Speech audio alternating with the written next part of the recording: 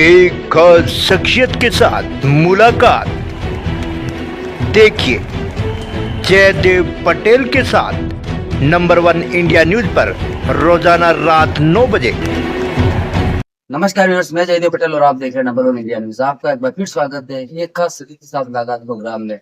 आज हम बात करेंगे पश्चिम बंगाल में चुनाव आयोग द्वारा तारीखों का ऐलान कर दिया गया है, जिसमें 23 और 29 अप्रैल को चुनाव होंगे, तो वहीं 4 मई को मतगणना होगी।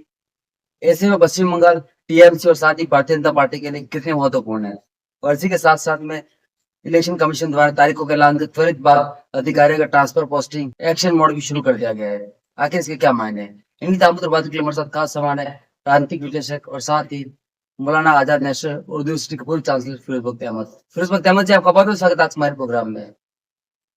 बहुत बहुत शुक्रिया आपका जयदेव पटेल भाई, आपने याद किया। जी फिरोज बख्त अहमद जी, आपसे मेरा पहला सवाल है कि पश्चिम बंगाल की विधानसभा चुनाव को लेकर के चुनाव आयोग द्वारा तारीखों का ऐलान कर दिया गया है। 23 और 29 अप्रैल मतदान होंगे, तो वहीं 4 मई को मतगणना होगी।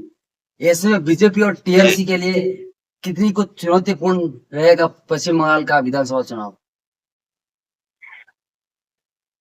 देखिए, मैं आपको एक बात बताऊं पटेल साहब, पश्चिम बंगाल को मैं बहुत अच्छी तरह से जानता हूं।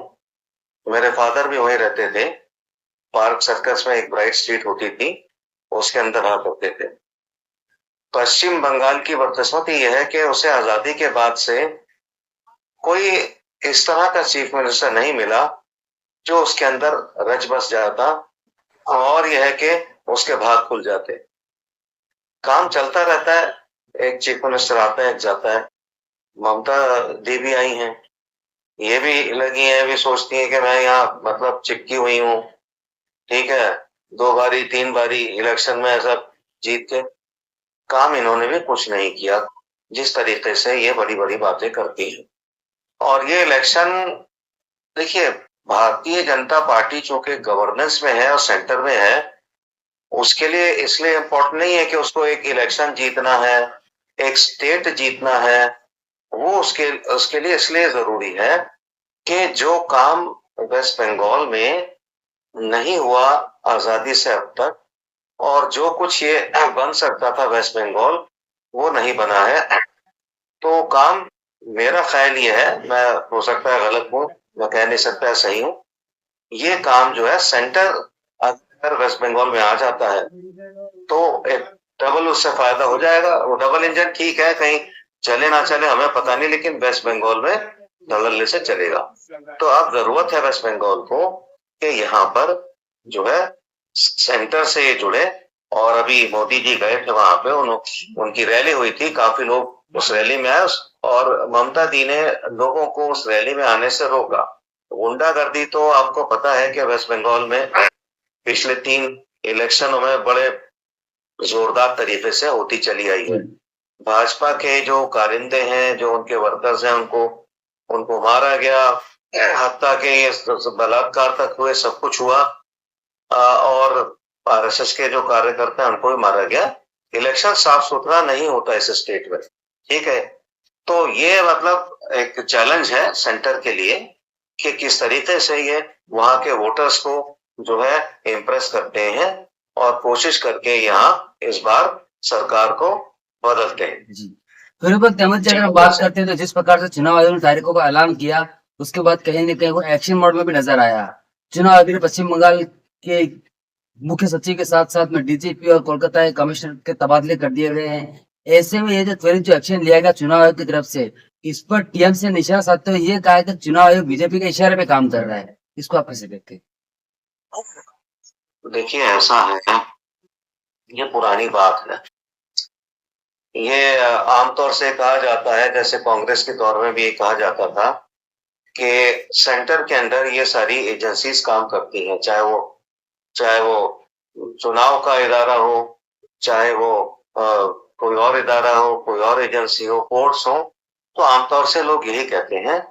ये कांग्रेस के दौर में तो अक्सर हुआ करता था, ठीक है। इनके दौर में नहीं है, क्योंकि लोग बहुत ज्यादा सतर्क हो गए हैं। वोटर जो है बड़ा परिपक्व हो गया है, फौरन ही वो अखबार में खबर दे देता है और आरटीआई डाल देता है, कोर्ट में मुद्दे को उछाल देता है तो ये कहना आसान है लेकिन ऐसा होता नहीं, ठीक है। अब जो जो चेंजेस हुए हैं, देखिए, इलेक्शन कमीशन हो या ईडी हो या कुछ भी हो या कोई भी संस्था हो सरकार की सिस्टम का जो हिस्सा है, ये कहना बहुत आसान है कि सरकार के प्रेशर में काम कर रहे हैं।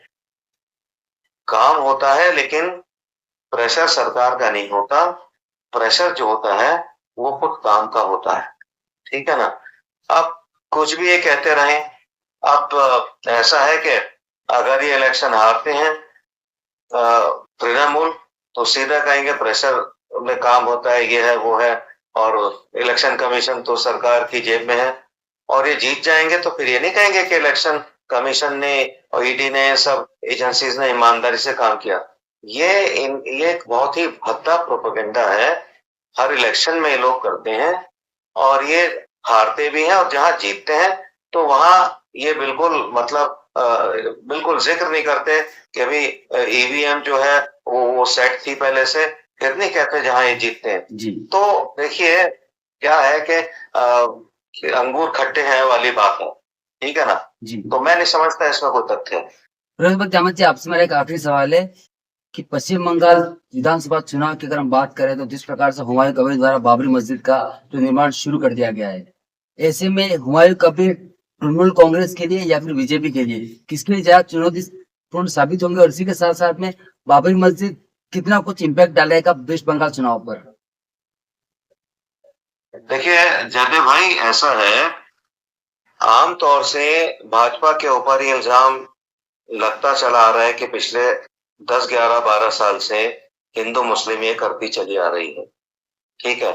असल में होता क्या है, हिंदू मुस्लिम की जो जड़ें हैं वो लोग हिंदू मुस्लिम के मामलात को बरसरे पैकार लाते हैं, सामने लाते हैं कि जो इलेक्शन नहीं जीत पाते, ठीक है, जो जिनका कोई ट्रैक रिकॉर्ड होता नहीं है प्रीवियस काम का, इलेक्शन जीतना चाहते हैं।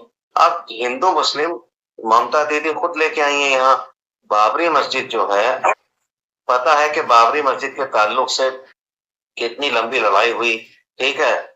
एक मर्यादा पुरुषोत्तम श्री राम का जो मंदिर था 500 साल से रुका हुआ था। अफसोस की बात है कि आपस में बातचीत करके जो है ये मंदिर बन जाना चाहिए था। प्यार मोहब्बत से दोनों कौमें, उनके सीनियर लोग मिलके बैठते, उनके जो रिलीजियस जो हेड्स हैं वो मिलके बैठते और मुसलमान कहते भाई ऐसा है कि श्री राम हमारे बिरादरान वतन हिंदुओं के सबसे बड़े खुदा हैं, तो हम ये जमीन उनको ऑफर करते हैं, बाकी हम अल्लाह पे छोड़ देते हैं, क्योंकि इस्लाम में ये कहा जाता है कि once a mosque always a mosque, 7 आसमान तक वो मस्जिद रहती है, हमेशा वो मस्जिद रहती है। इस मामले को हम अल्लाह के ऊपर छोड़ते हैं, लेकिन हम उनकी भी बड़ी इज्जत करते हैं, जैसे हमारे कुरान में कहा गया है कि सभी मज़ाहिब के पेशवाओं की इज्जत करो।